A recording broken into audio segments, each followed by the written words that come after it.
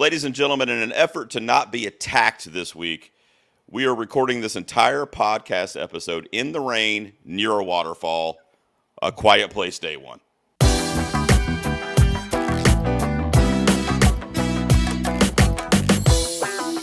Ladies and gentlemen, it's another episode of Two Peas on a Podcast where we review the latest and sometimes greatest movies every week. Gerald is here with you, of course. I can't stop doing this. I talk about movies. I go see way too many movies, and I have to talk about them. Nick is still on vacation. He's not with us. He's on hiatus. So I have some friends of mine filling in for him over the next few weeks. And you know this guy from Jock and Nerd, the Jock and Nerd podcast, my good buddy Imran, who has been a friend of mine in the podcasting world for nearly a decade. Now, I think it's like 7 or 8 years you and I have been connected. My main man, Imran's back on the show to talk about A Quiet Place Day One. How you doing, man? I'm doing good. I'm so excited to be back on the Two Ps on this new format. Last time I was on the show, it was a top 5 show. What happened? Top five something, yeah. It's like there's a whole renovation, but the guest bathroom's different. You got a different couch. I don't know what's going on.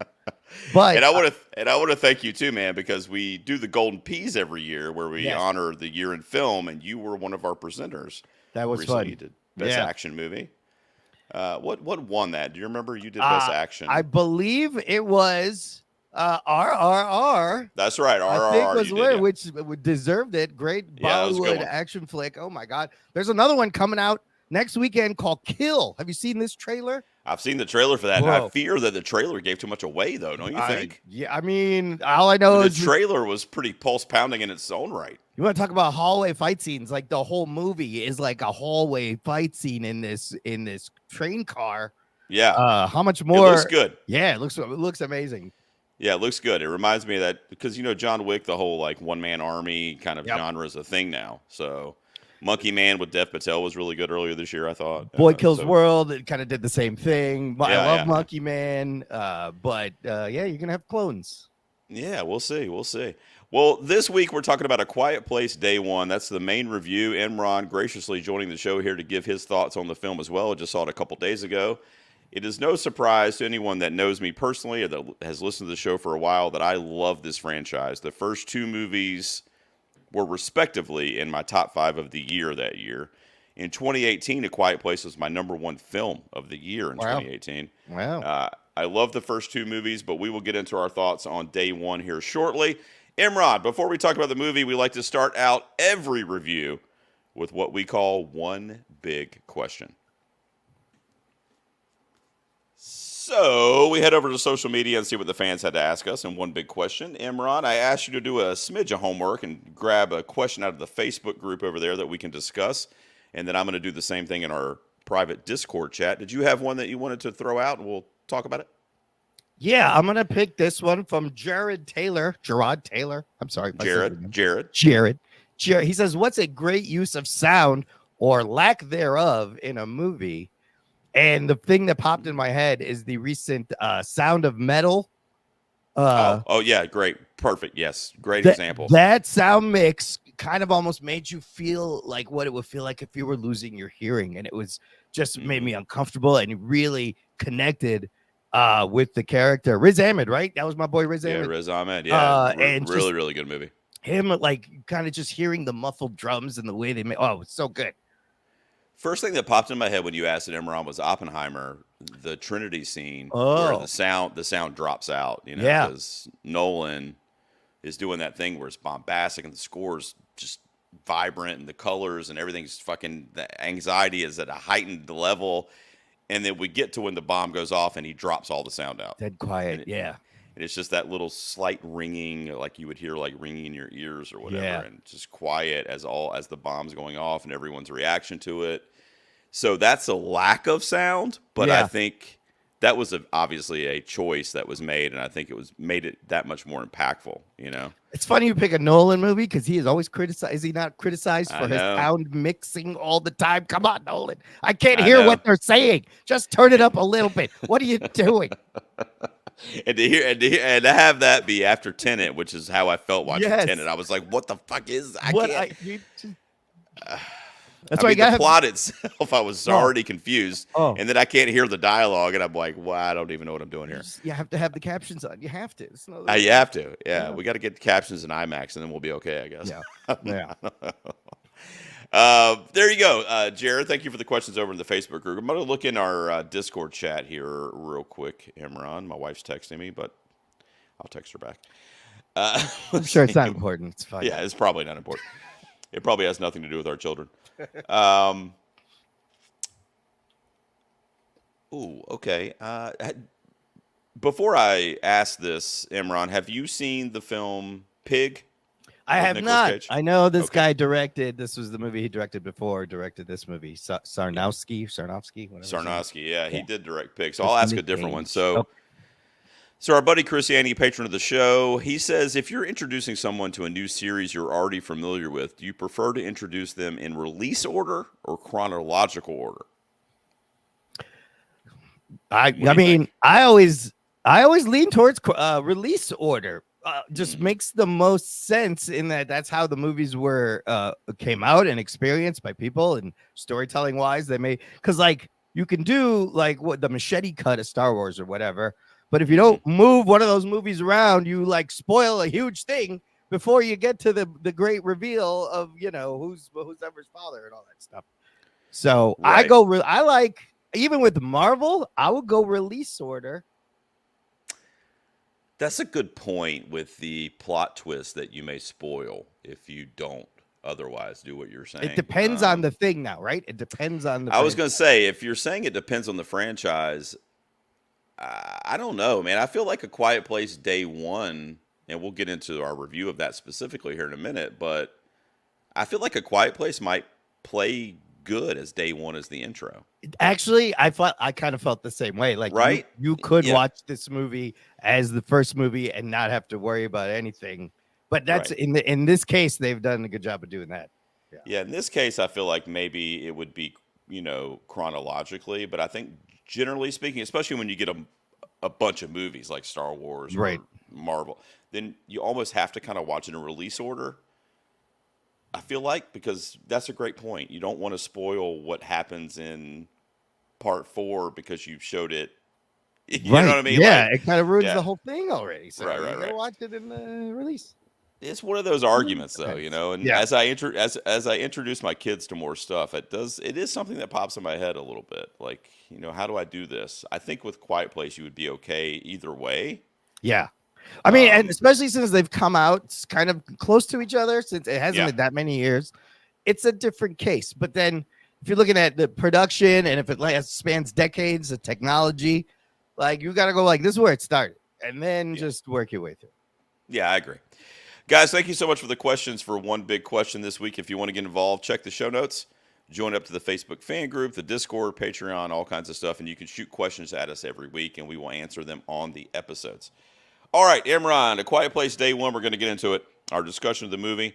And you didn't even realize this when we joined the call earlier before pre-show, but I was telling you got to give me your score out of 10, man. And you said sometimes the conversation will lead it's wild. That's a wild way to do it. Give me your score. I know. Because on the Jock and Nerd podcast, we will talk about it. And I'll tell you, the score is changing in my head the entire time based on what comes up. So, well, you could put a little asterisk on it maybe if you want to change it later. I don't know. Be like 30 minutes ago when I told you this, you know what? It's this. I like this, though, because I'm very indecisive. So it forces me to lock it in, and then I'm going to justify. So to let everyone know, we will be giving our score out of 10 for A Quiet Place Day One. We have not discussed it with each other yet. We do not know what each other thought of the film, and then we will kind of talk about how we arrived at that score. It's what we call each week the early score reveal. All right, man, I'm going to count us in from 3, and then we're going to show the camera and let the audio audience know what we each gave this movie out of 10. Okay, buddy? All right. 3, 2, 1. Oh, I went 8. Whoa. Oh, wow. I went 8 out of 10. I got a 6 out of 10. Imran's dropping an 8 out of 10. Or infinity if I turn it this way. Or infinity. I can be generous. I like a lot of things, but that's fine, man. Your score is surprising me after the whole I love this whole franchise. I know. So I gave it a 6. Imran gave it an 8. That's 14, right? I think. I don't know. It was a 7 out of 10. overall cumulatively from the show And this week? that's what I was thinking. I was between 7 and 8, and I just All right, all right. You're the guest man. A Quiet Place Day One. Obviously, you liked it more than I did. I'm assuming you saw the first two films as well. yeah, and then Correct? Okay. and actually I rewatched them because for some reason Okay. the second one didn't want to stick. It's very weird. It was like I Okay. watched it and I was like, I don't remember what happened at Oh all. wow, interesting. Okay, so But not super then, memorable for so you. All I right. kind of rewatched all of them now. And if you want to just get into it, this one. So let's do general thoughts, but Yeah. we're going to let everybody know when we get into the spoilers. So don't quite spoil anything plot wise for Day One. The first two movies, spoiler alert for Quiet Place and A Quiet Place Part 2. If you have not seen those, we're going to be talking about those as well. So just so you know, but for Day One, just hang tight on spoilers. But give me your general thoughts why you landed on an 8. That's a really good score, man. I mean, I'll tell you what I like. There was I think it's a solid entry into the franchise. I liked the switch of settings. We were just talking before the show. I just went to New York City early in June. I used to go to art school there in the 90s. So I spent the 90s in New York, and then I went once or twice, and I hadn't really been back in like 20 years. So it was a trip going back. Okay. And we stayed in Airbnb in the East Village, and I forgot how loud as fuck New York City is. It's not just loud. It is a constant cacophony of sound. It's never quiet. And you always hear the craziest things if you just listen hard enough. So the way the movie opened, where they're like, New York City is at a 90 decibel rating, which is equivalent to a constant scream. I was like, that's great. So I love the scene switch. Lupita Nyong'o, she's so good. So good, man. Emoting with those eyes and her face, and just and the whole idea of that this is the Abbott family was fun to follow, but it's nice to follow. I guess it's not a spoiler. Is this a spoiler? What condition she is in as her character Sam? I don't know. Did they really talk about that in the trailers? Yeah, let's hold off on that because I don't think they really tell any in the trailers. So solid performances by Lupita Nyong'o. Joe Quinn, I thought, was also very good. I thought he was good as well. Yeah, I was excited to see him as he will be our Johnny Storm in the Fantastic Four. Oh yeah. I'd actually forgotten about that. Yeah. I know. I was like, big casting. Yeah. So I mean, general thoughts for me is that I think it's so funny that I picked that question out of Discord, not really thinking it was going to kind of make my point a little bit, but I think seeing those first two movies that I absolutely adored, I gave the first one a 10, I gave the second one a 9. Ooh. And obviously this one a 6. So I think seeing them in that order hurt this one for me because it felt, I mean, the first two were directed by Krasinski, right? It was a passion project for him, and kind of made his name as a director with A Quiet Place in 2018. And he broke away from the franchise, albeit still involved. It wasn't his baby, Day One. So it was very different. It was a much more intimate, personal movie, I felt like, which is okay. I'm not saying that's a bad thing. But the first two movies, I thought, did a better job of balancing that type of stuff with, the familial attachment to those characters. I can't. Millicent Simmons, I think, who is the deaf girl who played the daughter in the first two movies. She's fantastic.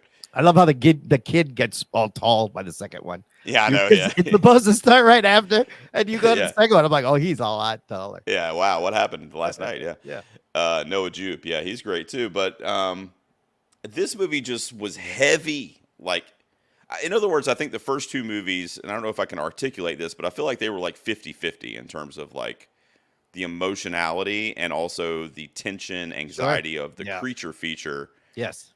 But in this movie, Sarnowski, and I wish you had seen Pig, because Pig was also one of my favorite movies of that year. And that was a very subdued, quiet, calm film, almost like a character study of the guy Nick Cage was playing. I can't remember his name right now. And that's what I felt like Day One was, which is fine. But as a horror fan, and when you're attaching it to a franchise that I'm already familiar with, it just makes it tough. It's just a long hill to climb for me. So I wish it had had more of the creature feature aspects that I loved in the first two movies. like I was never. Let me put it this way: I was never really scared in this movie. Sure. Yeah, I can see that. Mean, we'll get into. I don't want to talk about specific scenes quite yet, but I just wasn't scared in this one, and I can remember in the first two, like clenching my armrest. Like really frightened at times. I'll agree. It is not what I expected, and maybe not even what the trailer was leading us on to believe this movie was. Yeah. I thought it would be more balanced like those other two movies, but it is. You're absolutely right. If you look at it, because then I stopped, I thought about it. If you look at it as this character drama first with a little sci-fi alien jump scares on the side, and even those things they're kind of repetitive. Like the second movie got kind of repetitive, but the first two are like this one whole story, right? They kind of connect, right? Sure. And you see these great character arcs. The kids grow up. The boy becomes a man, and they they figure out a weapon and stuff. Right. And Jimon Hansu, it was kind of fun to see him in this one. Yeah, that was cool. Tying that. I would have loved Killian Murphy to show up somehow. That would have been. Emmett. Great. Yeah, what's Emmett doing in the city? Yeah, dude. But you're right. It's and it kind of dragged in the middle, but I enjoyed the kind of the new stuff, the new things they were trying to do. Yeah, look, man, I liked it. I mean, I recommend it. I just think it was just too different for me because I love the first two so much that I wanted kind of more of that. Or I don't know the best way to put this in spoiler free, but like if you're gonna do something that's essentially the same, you have to add an element to it. You have to give me something that I didn't get from the first two movies, which this one doesn't really do. The emotional performances that we got from like Emily Blunt in the first couple movies, we get here from Niago, and she is, like you said, she's an absolute tour de force, amazing. Joseph Quinn really held his own against her as well, but we got that with the characters that we had in the first two movies. We already connected to these characters, but the creature stuff was essentially the same, and there was less of it. I mean, and that's what kind of bothered me about it. And in a thing where you thought it might get bigger because they're putting it in New York City. It's the first day. There's 2 million people. It almost went the other way and became a much smaller, intimate thing than being, because like you said, if you're gonna do the same thing again, do it. You got to do it better and bigger and give it a little bit of a twist.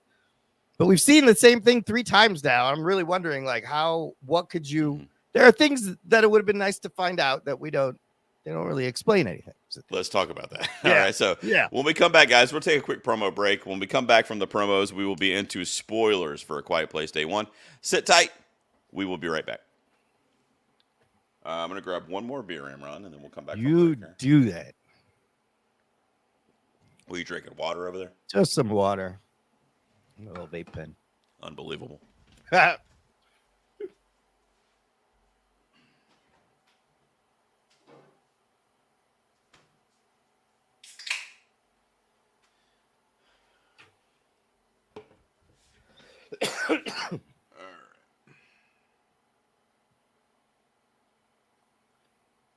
Yeah, if you ever want to have you back on Jock and Nerd, let me know, man. Absolutely. You guys usually ask me around award season, but I'll do whatever. We'll try to make it not around awards. We'll get. There's a lot of things coming up. I don't know what TV you're watching, but we can do movies. We'll do a movie. I need to watch some fucking TV, bro. I really do. Did y'all do Baby Reindeer yet? I'm thinking about watching that. No. Well, I saw it. It's kind of crazy. Oh, did you? Yeah, I'm thinking about watching that. Yeah. We've been doing Brat Pack movies recently. I watched that documentary, which was a pile crazy. of shit. That's I just like seeing all those motherfuckers again. I did too. I mean, it was interesting, but I was like, why did he kind of do? Andrew McCarthy, not a documentarian, but it's weird. I was like, what the fuck? What style is this supposed to be? And where's Judd? What happened to Judd? Yeah, Molly Ringwald. I still have a crush on her. Where the fuck was she at? Yes. Yeah, that was a bummer. Yeah. Okay, I'll come back in here and we'll get into spoilers. Talk about whatever we want here. All right, coming back in 5, 4, 3, 2. All right, ladies and gentlemen, welcome back. Like I said pre-break, we are going to be going full spoilers now on A Quiet Place Day 1, the new entry into the Quiet Place franchise. If you have not seen that latest film, please come back to this portion of the episode after you have seen it, because me and Imran are going to spoil the hell out of this thing. Spoilers. All right, man. General thoughts, I think we kind of are close to being eye to eye, but you must have been a little more forgiving in some of those, what I consider downfalls. Let me ask you this. When you watch a horror movie, which I would consider this a horror movie, a creature feature, when you watch a horror movie, do you prefer the old style, like 70s, 80s kind of movies where the characters meant nothing and they were just victims? Or do you like to connect to the people being chased? I mean, I think connecting to the people being chased in these new style horror movies, I've rather enjoyed. And I'm not like a big horror guy, but I do love sci-fi. So this falls into like a sci-fi, yeah, that's true, and like a zombie kind of. I love zombie shit yeah. in terms of horror, but I think it benefits when you connect to the person more. It makes me think of that one movie that was on Hulu that had no dialogue with that girl. Oh, I love alien. that. That was what was great. It? You're not home or something, or you can't they won't be here save you, or no one will save you. That's right. Yeah, no it's one like will save you. Yeah. And like that was good. No dialogue, but you knew so much about this girl that you were invested. You didn't want anything to happen to her. Same thing you think about aliens and like, Ripley and Newt, and like you want to connect.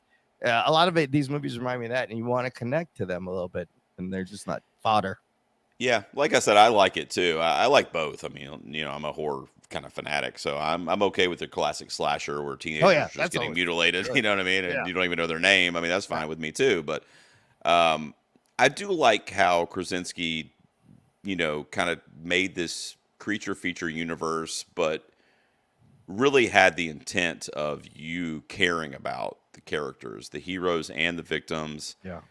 And even like the ones that are only in like one scene, you really connect to them in the scene that they're in, and then they perish or whatever. This movie, a couple things that really bother me, okay, that brought the score down for me, is that we don't find out anything about the origin of the aliens. I thought we were going to get some answers. We don't. Me too. And so but also you can argue that you don't need to over explain everything. We've seen people do that, Zack Snyder, and it doesn't always work. And it's just kind of but it would have been nice to have seen the moment they figure out that sound is the thing. They figure out the sound thing, the water thing really quickly, like in a day. Like that. Super I was like convenient. I was like, wow, you guys figured out who figured that out? Super convenient, which also bothered me a little bit from a script perspective, because I mean it's raining through a couple days of the timeline, and like because it's raining, they're able to do shit that they obviously wouldn't have been able to do if it was sunny outside, and that's just like convenient to move the plot forward. Which I was, and when it happens initially in I think it was the first movie when he takes his kid to the waterfall and kind of explains to him that they can't hear us with the water. It's brilliant. You're like, whoa, that was right. Yeah. And when he starts screaming, you're like, what are you doing? Like you're killing you and your kid? Or like what's going on? Yeah. And then you realize like, oh, okay. But in this movie, we knew that from seeing those films. We knew it as the viewer. Yes. But how did that just bothered me? So you know what? That goes both ways, right? We knew that. So is it wasting a viewer's time showing the characters figure out things that you already know? True. Maybe. It depends how you do it. If there was a clever way somebody figured it out, that would have been interesting to see. Or even like, why are the aliens there? What do they eat? What was that furry thing that in that one part towards the end, there was like these furry eggs that they were opening up and eating. Oh, yeah. I actually don't know what that was. I thought maybe that was more of them that was being hatched or something, but I wasn't sure because it didn't spend any more time on it. That was weird, though. Some underdeveloped things, for sure. That was weird, for sure, yeah. I was like, what's going on? Another thing I was thinking as I was watching this, and I didn't rewatch the first two before this like you did, so maybe you have some insight on this, but my wife actually made me think of this when she asked me the question, because she was like, what are you guys talking about tonight? I was like, oh, there's a new Quiet Place. And she's like, there is? Because her and I went to see the original in the theater when it came out. Right. And she's like, oh, my God, there is? They did part 3 already? And I was like, well, it's a prequel. And she's like, what do you mean? And I was like, well, it's a prequel in New York when the aliens first come. And she goes, well, didn't they do that in part 2 already? So my thing is, didn't quote unquote day 1, wasn't that the cold open for part 2? Yes, it was. Yes, it was. It's look, it's neat to see the same day from a different city, but yeah, is that what it is? Okay. Beginning of part 2 is this. They're at the softball game, and he's right. And they come in through the air, and you kind of see the same kind of chaos and that bus scene where she's scares. backing the car up against the bus. Which is fantastic because you're really in the good, car. Yeah. It's so well done. And you meet Emmett and stuff, and they set up the whole dive thing. So this movie essentially took that cold open and it's day 1 through 4. We're going to be honest. Which is what it should have been called. But day 1 through 4. Yeah, they did. So we're just seeing it. I just saw as we're seeing it in a different setting, following a different characters. Now let's talk about Sam, Lupita Nyong'o's character, playing a terminally ill cancer patient. Right. And I think the most fascinating question is, what does the end of the world mean for someone who is dying? Yeah. And they kind of touched on that. They could have done a little bit more. I agree. If you look at the movie or at the event, if you will, that's happening, this catastrophic alien invasion or whatever you would call it, if you're looking at that through her lens as a terminal patient who has days to live, yeah, it's a different thing. You know what I mean? You would, I think, be affected and react differently to it than if you were a normal guy like you and me. You know what I mean? So I think that Lupita did an amazing job at kind of having that lethargy in the beginning of the movie where she was kind of like, fuck this, like I'm going to die. I don't care. I don't want to do whatever event you're scheduling for the patients. And and she had that great poem about everything is shit. Everything is shit. And I think she did a great job at establishing that, but this was a pretty quick movie. It was like 90 minutes. I mean, it's just hard. Yeah. It's got the Quiet Place name on it. You know what I mean? And I think, I don't know, man. I think if this had been like an original property and a unique idea with her doing this exact same thing, but it wasn't the Quiet Place monsters and it wasn't kind of attached to that universe, it might be a little bit different, but it just kind of carries that tag with it. So you kind of expect, I expected, let me just tell you, as a super fan of this franchise, I'll just tell you. And then you tell me if I'm being unfair. I expected to get a origin or hints to an origin of the alien beings. Like where they came from, why they wanted to attack the humans, what brought them to Earth. Anything like that. Because it's called Day 1. The tag is like, hear how it all began. Yeah. Meanwhile, I already saw this in A Quiet Place 2 in a small town. So yeah. No, I don't get any depth to the villains. You know what I'm saying? No, you're absolutely right, and you're fair. That is absolutely fair because I expected a little bit of that also, and it was kind of surprising. You don't really learn anything new about these aliens, who yet nobody's come up with a name for these things. What do you call these things? Honestly, I don't know, but they definitely look like the Demogorgon. But I don't. It does remind me of Stranger Things Demogorgon when the panels come out. Know. But you don't really learn anything new. It would have been interesting if we had done something to cause this, a little bit of something. Exactly, yeah. But this is not what this is clearly not what the writer director wanted to deal with. Sarnowski. And even I love Joe Quinn, but what did we really know about him? He was just kind of I mean, I would also follow Lupita to get pizza. So yeah, I know, and I love that switch. I love her going the opposite direction. She's like, I just want to get this pizza one last time. What'd you think of a lot of 9/11 imagery I found in some of these scenes after the blast and the smoke covered? She's walking through smoke, and then just groups of people walking up the street one way. It was definitely reminiscent of that real life event for sure. And I did notice that as well. I don't know. I didn't think that it was purposefully mirrored 9/11, but I don't know, obviously. But I was never sitting there thinking, wow, he's trying heavy-handed here. You know what I mean? I was just thinking more it was like in New York City. So anytime anything like that happens in New York City, it's going to make people think of, that tragedy. So that's kind of the way I took it.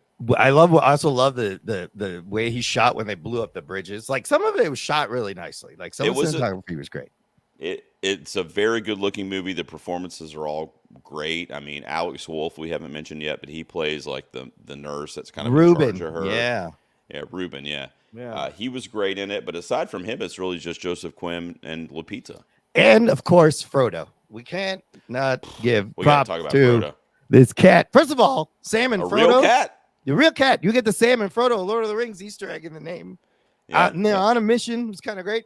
But this cat, cool. Bro, this cat survived everything. Never hissed. Never made one little tiny sound at any of these creatures. He's like the chillest movie cat I've ever seen.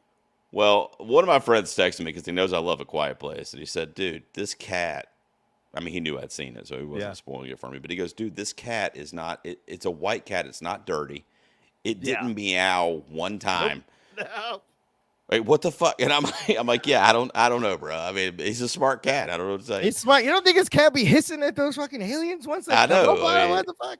Like purring even. Like purring, you know? Yes. Yeah, but he's just chilling. He's like, hey, what's up, dude? Come follow me. I'll take it. I love that scene where Eric comes out of the flooded subway. And he takes her comes to him. Out and she's the first thing he sees Frodo. Did you know Lupita Nyong'o was afraid of cats before this movie and went through therapy? I didn't know that, actually.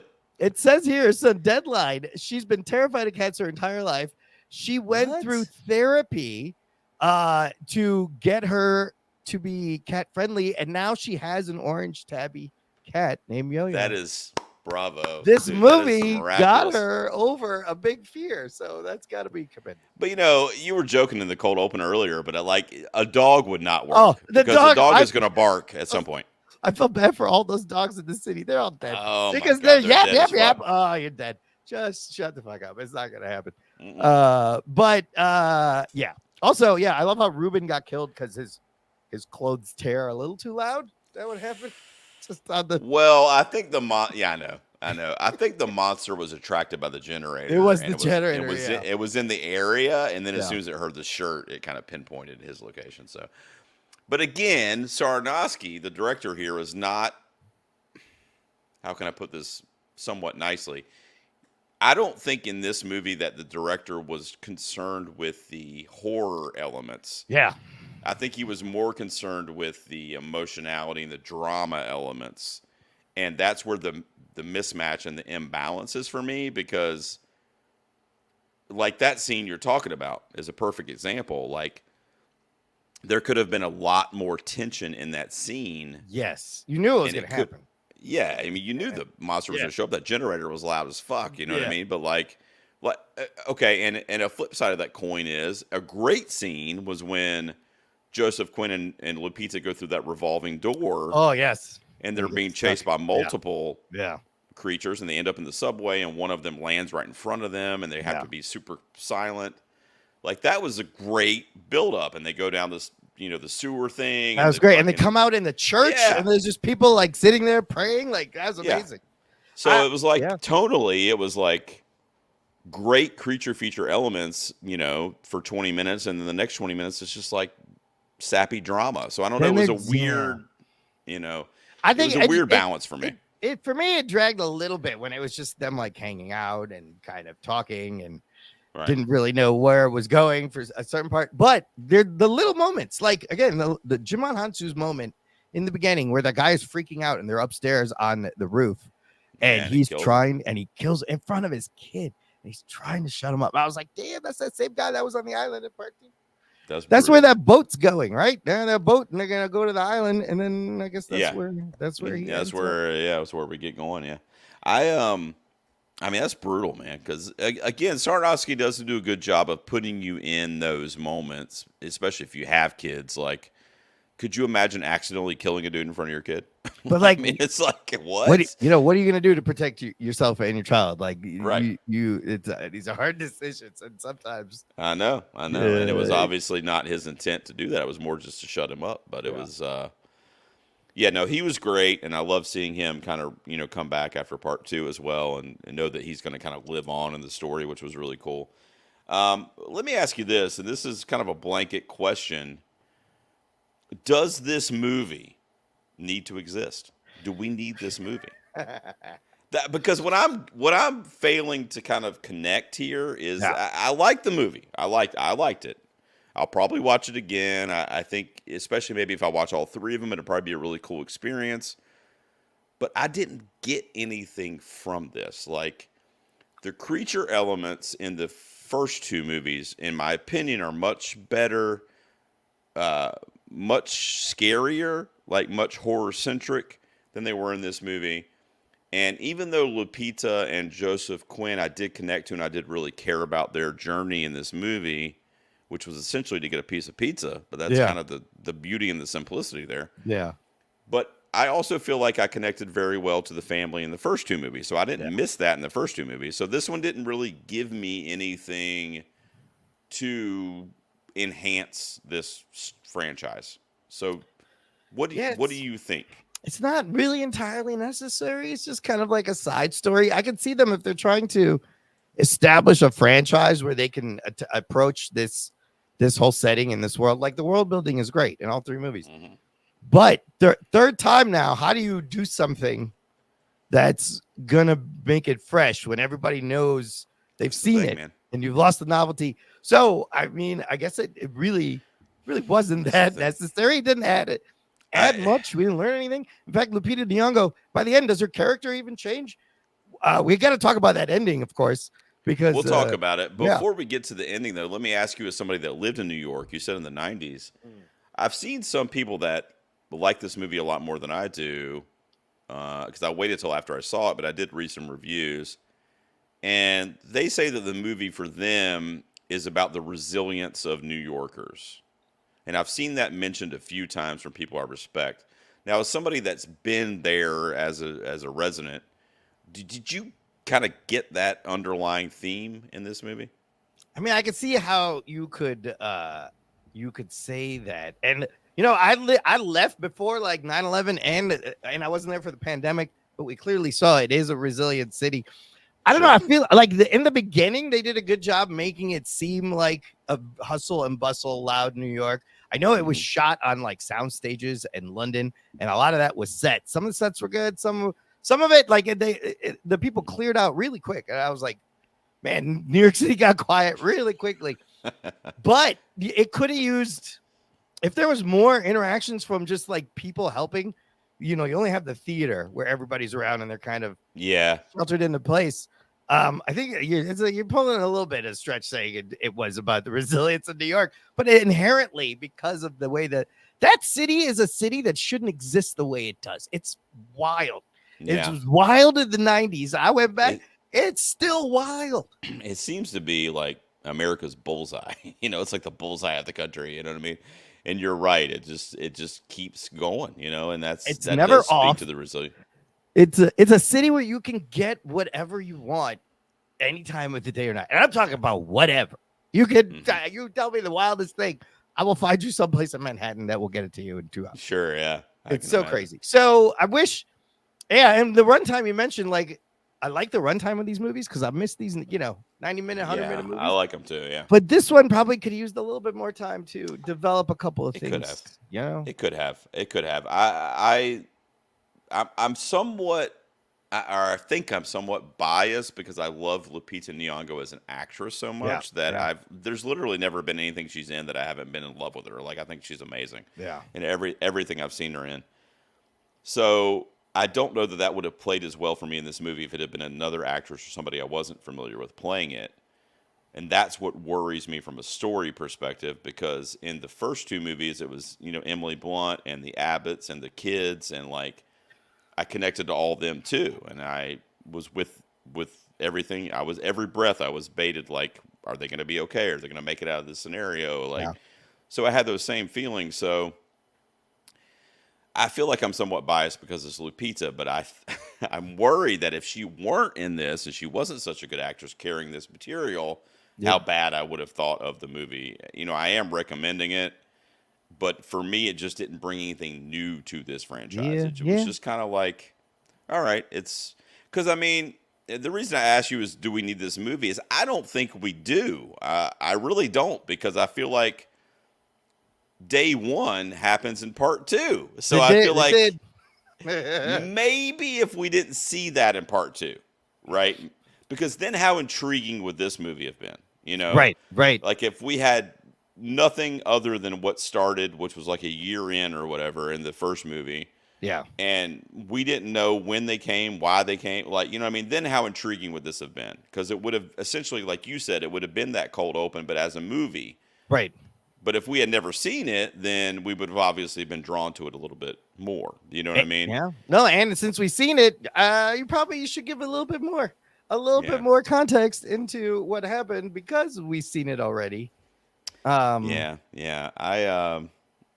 Let's talk about the ending, man. I know you wanted to touch on it. She's obviously a terminal cancer patient. Yeah. Kind of knows that she's going to die and is kind of living on the edge as a result and doesn't really care. She wants to get pizza, and Joseph Quinn kind of tags along with her. And even though she shunned him away quite a few times, they end up kind of sticking together. And obviously the cat's there for the most of it. And we get to the end. Where do you want to start in terms of, do you want to talk about the whole last act, or what do you want to talk about? No, well, just like, it's their chemistry was pretty good, I will say. I think so. By the end of it, he was like a little lost puppy dog, didn't know what was going on, and she kind of softened. So I love that he's like, I'm gonna help you get this pizza. Let's go get this pizza, and he kind of makes it right for her. But then at the end, where she tells him to go get on the boat and gives him Frodo, and you get that great. That's kind of a fun chase scene as she's distracting, and you got to do the thing where the guy leaps at the last moment, and the arms are right. They're right. He really did. They almost got him, and he gets into the water, makes it to the boat with the cat. This cat survived being underwater so many times. Crazy, and it was not even dirty. And then this ending I found kind of poignant. It is Sam listening to Nina Simone's "I'm Feeling Good" in her on a boombox, right? In the middle of the street, and then she just pulls the headphones out, so it's out loud, and then you just see a thing go, and she's controlling her destiny. I like that. I like when they do the thing. She's controlling how she goes out. She saved her friends. She got them on the boat. She's gonna die. She's gonna go die her own way on her own terms. Yeah, that part of it I love too, because I've had family members, people close to me die of cancer, and it controls them. It runs the last months or whatever of their life. And in this scenario, she knew that was going to happen to her, and she decided, you know what, why am I going to die of cancer 2 weeks from now? Fuck it. I'm going to get my friend out of here. I'm going to get my cat out of here. Yeah.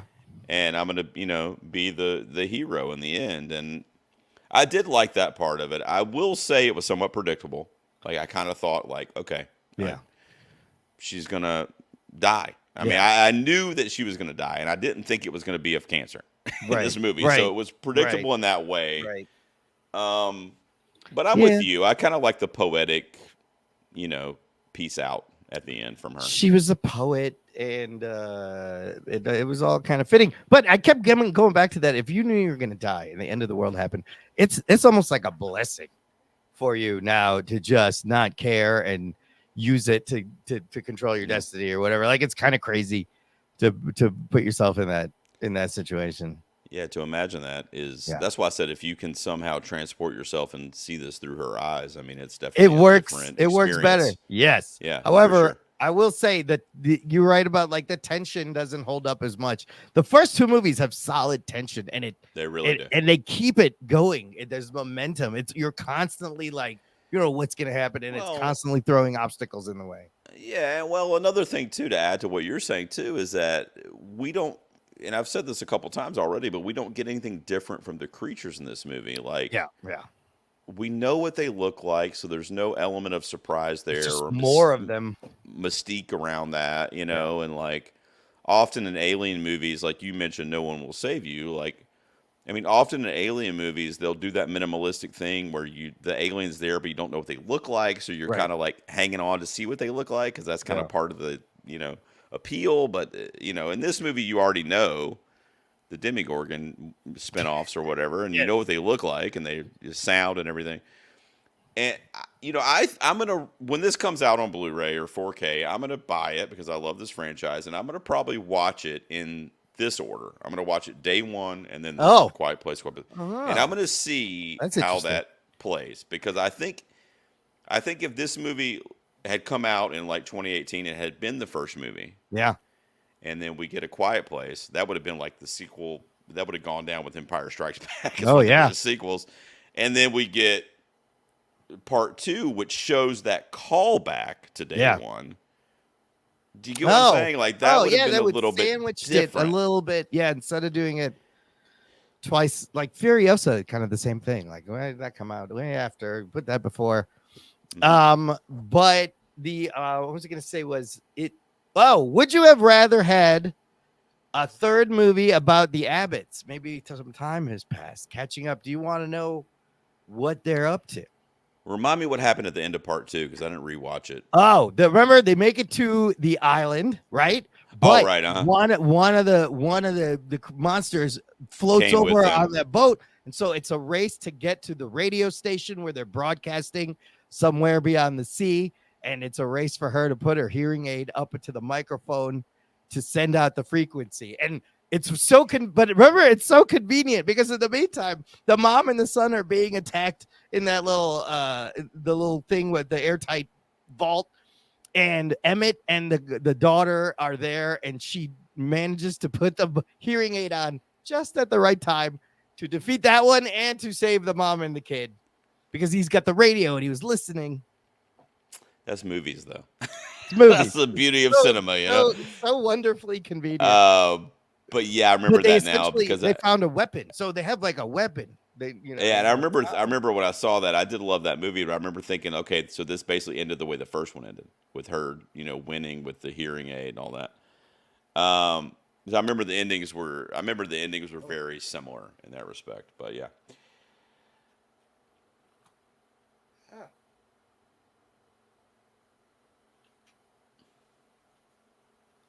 Sorry, my headphone thing kept coming off. Okay. You're good. Say that. What were you saying? I fell out of there. All right. I was saying I remember seeing that now that you mentioned that because I remember thinking that ending was basically the first ending. When they are in the basement and she realizes, like, I can kill this creature in the basement with the hearing aid. So I think to answer your question, I think the advancement of that would be interesting, and that would be something new, which this franchise does not have yet. Yeah, like all 3 of these movies are essentially the same plot. Yes, they do. Like they all do the same thing over and over again. Right, all 3 of these movies are basically the same, with different scenes and whatever characters, just switching the setting and switching the characters. Right. Yeah. So if we got part 3, or when we get part 3, because it's going to make a boatload of money, and we probably will, I think it would be interesting to see how humanity kind of rallies together to advance that weapon of sound against the creatures to maybe get us back to where we don't have to be in hiding from them. That would, you know what I mean? Like it would you could still have countless anxious moments with the creatures while this is going on, people developing it or whatever, but it would be something new that we haven't had yet in the franchise. You know what I mean? I think that would be cool. This is going to sound, I'm glad this movie exists. Okay. I'm saying that with a bit of a belated sigh there because I don't think it's really necessary. And I don't think we really got anything, of merit added to it, but I'm glad it exists because of Lupita and her performance. And because I think this will be one of those movies that we answer that question at the top, I think this would be one of those franchises that would benefit from watching it in chronological order. I really do. And I'm gonna kind of take it upon myself to give that experiment a run when it comes out on Blu-ray. I think that would work. I think what all 3 of these movies do great, obviously, is the sound mixing, the sound experience. Oh yeah, without a doubt. It's refreshing. These movies were like the first movies that it would be dead quiet and dead tense and nobody's even breathing. And there's so little dialogue and kind of sound in the movies. And it's amazing that this is like a blockbuster sci-fi. And there's very little dialogue, very little sound, but it works really well when, you have all these other loud ass movies. Bro, when those things were landing, I saw it in Dolby. When those things were landing, my whole chair would shake. You'd be like, I saw it in Dolby as well. Feel them. You feel that shit. Like the sound mix in all the movies It's Yeah, look, phenomenal. great effects, great cinematography. I mean, we already talked about the performances were all top tier. I thought the score was a little kind of mismatched to the movie. That's another thing I was kind of like, I don't know, it was like a dramatic score mixed with a horror movie. It was weird, Yeah. music wise, but Yeah. and there's a lot of convenient things that happen Yeah. to move the plot forward. We talked about the rainstorm and the scene where he's chasing the cat and ends up on the beam or whatever. Oh yeah. And we get that jump scare of the creature standing right behind him, which was pretty Oh cool. yeah, that was great. Um, Yeah. yeah, there's some good things here, man. I recommend it for anybody that liked the first two movies. You're probably going to dig it, but just Absolutely. know that the easiest way I can explain it is that I think the first two movies did a good job of balancing almost 50-50 the horror and the drama. And in this movie, it's more like a 70-30, and it leans Yes. more towards drama, which Absolutely. is not necessarily a bad thing, and I don't think it makes it a bad movie. It's just not what I wanted from it, unless you're going to add something new to the creature origin, which we No, I didn't think get. it's good to know that going in if you're going to see this because, yeah, like I said, it wasn't quite what I was expecting, quite what I thought it was going to be. Turned out to be something else, which is not a bad thing. They did their own thing. Yeah. But if you know it, and I do agree, if you like the first two, you're gonna like this one. See, I want to change this. This should be a 7. I'm gonna. That's originally. See. I think I I was was a going to little ask too you. generous. I think Well, I was going back and forth. it's a 7 from us cumulatively, so that's fine. Yeah, I'm okay so with the 7. it still worked out too. I'm okay with the 7s. Yeah, I feel like that's right. So That's an right. 8, an 8 from Imran and a 6 from me to put us Yeah. at a 7 on A Quiet Place Day 1. Imran, anything else you want to say about this thing before we wrap up, man? No, just get a rescue cat that's very quiet. Dude, get a cat. They'll Wow. change a lot. I love dogs. I'm gonna say, but these dogs, my dogs would not survive. No, Dogs would be the no shot, first no. to go. They would get us all killed. Dogs, birds. I mean, the only thing surviving in this is fish and cats. Snakes, maybe some lizards. Snakes, perhaps. Yeah. Not rattlesnakes, though. They're dead.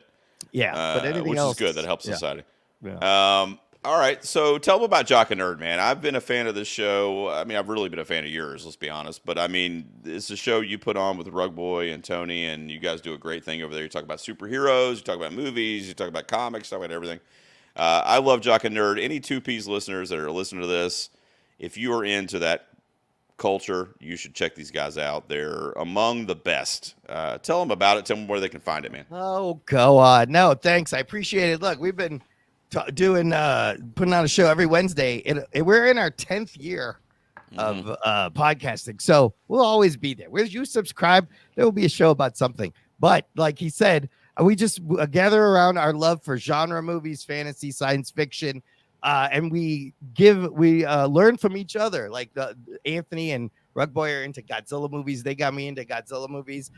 Recently, I turned Anthony onto some Brat Pack movies because he hasn't seen one. So we did Breakfast Club. We're going to do Weird Science. But we love covering everything Marvel, DC. Some of the best shit is Star Wars because I forced Anthony to watch Star Wars things. So you get him just hate watching and rant. And it's really funny to hear Star Wars from a guy who doesn't know anything about Star Wars. So we just have a good time. 3 different personalities and voices. You can just visit jockandnerd.com/links, has all the links to all the podcast apps. We are everywhere you can listen to podcasts.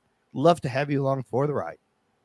I love it, man. Like I said, I'm a big fan, and I'll be there, of course. I've been there since day 1. No, and you've been on the show. You see what I did there? It's day one. It's a callback to the episode there. All right. Imran, it means a lot to me that you came on, man. I appreciate it. Now, next week, Peas listeners, we will be back with another horror movie. Nick will still be on vacation, but Maxine is coming out with my Queen Mia Goth. Ty West is going to complete his trilogy, and if I can breathe after seeing it, I will be recording an episode next week with my good buddy Justin from the Epic Film Guys, another horror aficionado. And we'll be talking about the new Ty West film, Maxine, so I hope you guys tune in for that. Imran, thanks for being here, man. Guys, check out Jock and Nerd. All the information will be in the show notes for you. Imran, thanks, man. I really appreciate it. Thank you so much, John. Always a pleasure to see you, brother.